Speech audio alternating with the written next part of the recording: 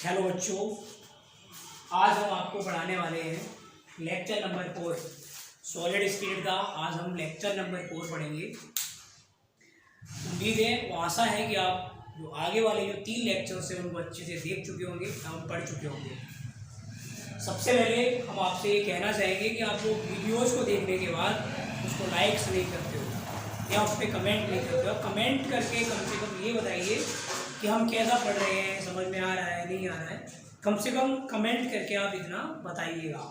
Time को waste न करते हुए लेक्चर नंबर 4 पढ़ेंगे सॉलिड स्टेट का। और कल हमने क्रिस्टलीय ठोस का लेक्चर नंबर 3 में ये पढ़ा था कि आणविक ठोस किस तरह के होते हैं। आणविक ठोस के कल हमने कुछ उदाहरण थे वो नहीं किए थे। आज हम उसके कुछ एग्जांपल्स करते हैं आणविक ठोस के। उसके बाद हम पढ़ेंगे सेकेंड नंबर, जिसको हम बोलते हैं आयनिक ठोस। तो उसके जो एग्जांपल्स हैं, आणविक ठोस के उदाहरण हैं। आणविक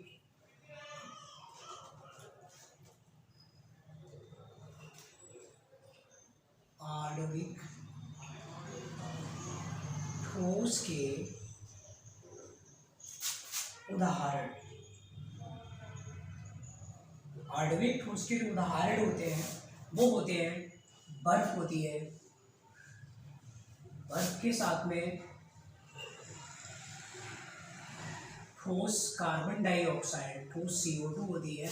और इसको बोलते हैं, ठोस CO2 को कहा जाता है शुष्क बर्फ कहा जाता है। इसको ठोस CO2 को हम शुष्क बर्फ कहते हैं। उसके अलावा ठोस H2 हो जाएगा, ये ठोस I2 हो जाएगा। ये उदाहरण होते हैं आपके आणविक ठोस के, जिसमें हम बर्फ को पढ़ते हैं, आइस को पढ़ते हैं। ठोस CO2 होती है, ठोस कार्बन डाइऑक्साइड होती है, और ठोस कार्बन डाइऑक्साइड को हम शुष्क बर्फ के नाम से जानते हैं। उसके बाद में अगर हम देखें तो ठोस H2, जिसको सॉलिड हाइड्रोजन कहते हैं, वो होता है। इसके अलावा ठोस I2, ठोस आयोडीन होता है। ये एग्जाम्पल आपके सामने जो लिखे हुए हैं ये आणविक ठोस के कुछ उदाहरण हैं। आणविक ठोस हमारी समझ में अच्छे से आ गया, एक बार रिपीट करेंगे। आणविक ठोस जो होते हैं उनके अवयवी जो कण होते हैं वो आपके अणु होते हैं। और ये अणु जो होते हैं वो दुर्बल वान डेर वाल्स बलों के द्वारा आपस में जुड़े होते हैं। कल हमने इस पर चर्चा की थी कि जो वान डेर वाल्स बल होते हैं वो दो अणु जब एक दूसरे के पास आते हैं तो उनके बीच में उन अणुओं पर आंशिक धनावेश और आंशिक ऋणावेश आ जाता है। और आंशिक धनावेश और आंशिक ऋणावेश वाले दो सिरे जब एक दूसरे के निकट आते हैं तो उनके बीच में एक बल उत्पन्न हो जाता है, जिसको हम वान डेर वाल्स बल कहते हैं। तो वो उदाहरण कल हमने उसके पढ़ चुके थे। आणविक ठोस के, आणविक ठोस को हम पढ़ चुके थे। उसके कुछ एग्जाम्पल्स हैं जिसमें बर्फ, ठोस CO2, शुष्क बर्फ, ठोस H2 एंड ठोस I2 होता है। इसके बाद हम सेकेंड नंबर आज पढ़ने वाले हैं आयनिक ठोस। आयनिक ठोस पढ़ने वाले हैं। इसका जो दूसरा नंबर होगा, दूसरा टाइप होगा, वो हमारा आयोनिक ठोस होगा। इसको अंग्रेजी में बोलते हैं आयोनिक सॉलिड बोलते हैं। ये आयनिक सॉलिड्स होते हैं, अंग्रेजी में इसको आयनिक सॉलिड्स बोलते हैं। आयनिक सॉलिड्स की कुछ विशेषताएं होती हैं, हम उनको पढ़ लेते हैं। सबसे पहला जो आयनिक ठोस की विशेषता है कि वो होती है कि इस प्रकार के ठोस में, इस प्रकार के ठोस में अवयवी, इस प्रकार के ठोस में अवयवी कण जो होते हैं वो आयन होते हैं, आयन होते हैं।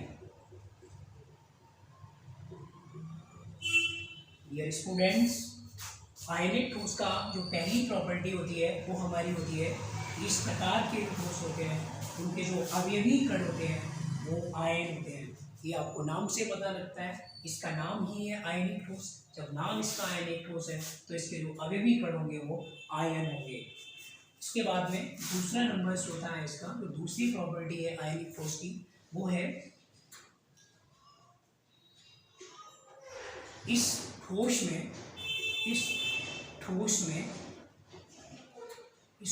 में आयन ठोस में आयन प्रबल प्रबल प्रबल वैद्युत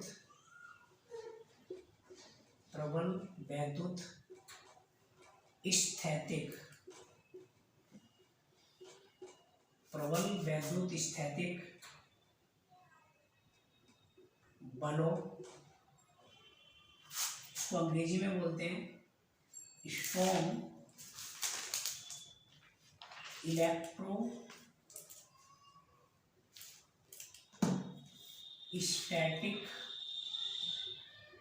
फोर्स,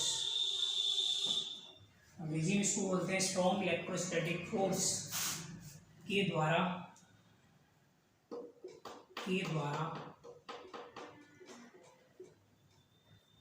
जुड़े होते हैं। दूसरी जो प्रॉपर्टी है इस ठोस की, आयनिक ठोस की जो दूसरी प्रॉपर्टी होती है वो होती है इस ठोस में जो आयन होते हैं वो प्रबल वैद्युत स्थैतिक बलों द्वारा, इसको अंग्रेजी में कहा जाता है स्ट्रॉन्ग इलेक्ट्रोस्टैटिक फोर्स कहा जाता है। इसके द्वारा इसके आयन जो होते हैं वो जुड़े होते हैं। जैसे मान लो फॉर एग्जांपल्स के रूप में अगर हम देखें तो यहाँ पे ये आयन है, यहाँ पे ये जो आयन है इनको थोड़ा निकट कर देते हैं। ये जो आयन है इसमें ये मान लो पॉजिटिव है और एक इसमें नेगेटिव है। तो इस पॉजिटिव और नेगेटिव के बीच में जो यहाँ पे जो अट्रैक्शन होगा, यहाँ पे जो फोर्स क्रिएट होगा, उसको ही हम बोलते हैं स्ट्रॉन्ग इलेक्ट्रोस्टैटिक फोर्स बोलते हैं। इसके बाद में इसका जो थर्ड पॉइंट होगा वो होगा आयनिक ठोस अवस्था में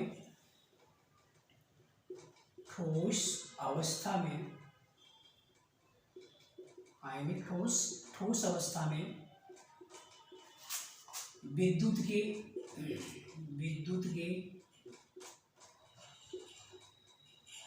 कुचालक होते हैं। जो आपके आयनिक ठोस होते हैं ये ठोस अवस्था में विद्युत के कुचालक होते हैं। ये ठोस अवस्था में कैसे होते हैं? विद्युत के कुचालक होते हैं। ठोस अवस्था में ये विद्युत के कुचालक होते हैं, परंतु गलित अवस्था में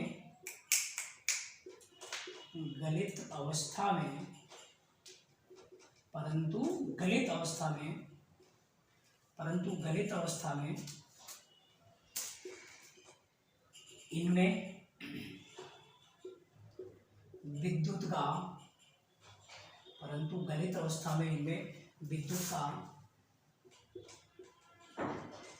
चालन हो जाता है। विद्युत का चालन हो जाता है क्योंकि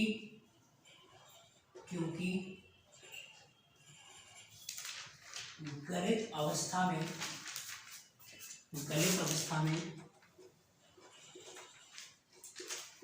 इसके आयन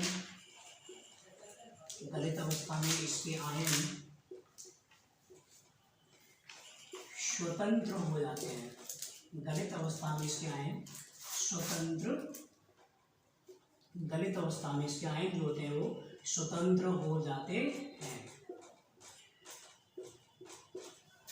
इसका अर्थ ये है कि आयनिक ठोस जो होते हैं वो ठोस अवस्था में, जब ये सॉलिड फॉर्म में होते हैं उस समय इनमें अगर आप विद्युत का चालन करोगे तो वो विद्युतीय चालन नहीं होता है, यानी ये विद्युत के कुचालक होते हैं। उस समय इनमें विद्युत का चालन नहीं होता है जब ये ठोस अवस्था में होते हैं, यानी ठोस फॉर्म में होते हैं। परंतु गलित अवस्था में इनमें विद्युत का चालन हो जाता है क्योंकि गलित अवस्था में इनके आयन जो होते हैं वो स्वतंत्र हो जाते हैं। मान लो एग्जाम्पल के रूप में यहाँ पे ये नेगेटिव चार्जेस है और ये पॉजिटिव चार्जेस है। अब मान लो इस समय ये बंधे हुए हैं एक दूसरे के साथ में, इसके आयन जो है ना वो सॉलिड फॉर्म में, यानी सॉलिड फॉर्म में अगर आप इसको देखें, यानी ठोस अवस्था में अगर इसको देखेंगे तो ये विद्युत का चालन नहीं करेगा, क्योंकि विद्युत के चालन के लिए इन आयनों का चलन आवश्यक है, आयनों का मूवमेंट आवश्यक है। अगर ये मोशन नहीं करेंगे, अगर इनमें मोशन नहीं होगा, इनमें गति नहीं होगी आयनों में, तो ये विद्युत का चालन नहीं करेंगे। उसके लिए क्या होता है, इनमें मोशन का होना जरूरी है, एक स्थान से दूसरे स्थान पे आयन का होना जाना जरूरी है। तो ठोस अवस्था में ये आयन ऐसा नहीं करवाते, एक स्थान से दूसरे स्थान पर नहीं जा पाते, इसीलिए ये विद्युत के कुचालक होते हैं। परंतु गलित अवस्था में इनमें विद्युत का चालन हो जाता है, लेकिन अगर आप इसको गलित अवस्था में देखोगे तो इसमें विद्युत का जो चालन है वो हो जाएगा। गलित अवस्था में इनमें विद्युत का चालन हो जाता है। हमने जो तीसरा पॉइंट पढ़ा वो था आयनिक ठोस। ठोस अवस्था में विद्युत के कुचालक होते हैं, परंतु गलित अवस्था में इनमें विद्युत का चालन हो जाता है, क्योंकि गलित अवस्था में इनके आयन जो होते हैं वो स्वतंत्र होते हैं। इसके बाद में हम 4th नंबर पढ़ेंगे, वो हम यहाँ पे नोट करेंगे। 4th नंबर यहाँ पे नोट कर रहे हैं। तो 4th नंबर में ये होता है कि इस प्रकार के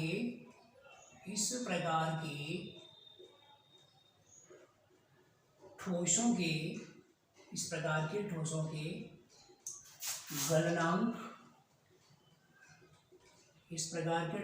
गलनांक उच्च होते हैं। ठोसों के गलनांक उच्च होते हैं। इसका कारण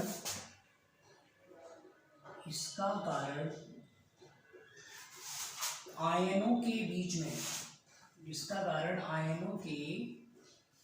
कारण जो है वो आयनों के बीच में प्रबल वैद्युत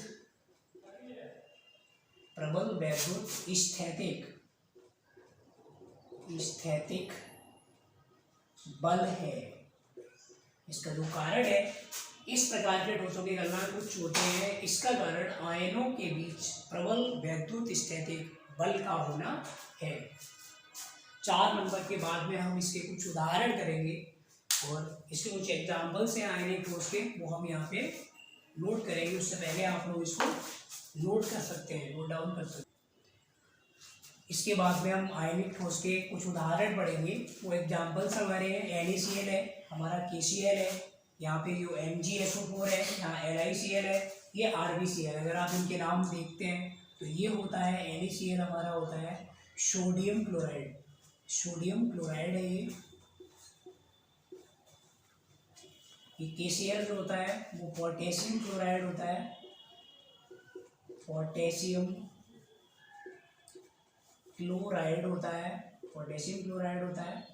MgSO4 जो होता है वो मैग्नीशियम सल्फेट होता है, मैग्नीशियम सल्फेट होता है ये। और इसके बाद में जो हमारा LiCl है, ये लिथियम क्लोराइड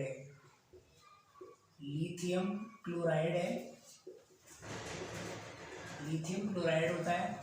और इसके बाद में जो RbCl है वो रुबिडियम क्लोराइड होता है, इसको हम बोलते हैं रुबिडियम क्लोराइड।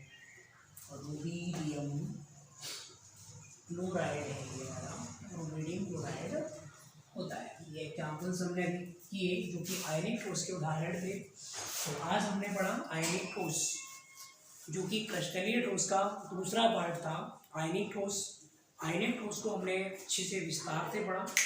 अगर आयनिक ठोस को समझने में किसी को कोई समस्या है तो वो कमेंट करके पूछ सकता है। हालांकि इसके बाद जो हम पढ़ने वाले हैं वो हमारा है धात्विक ठोस है। धात्विक ठोस को हम बोलते हैं मेटल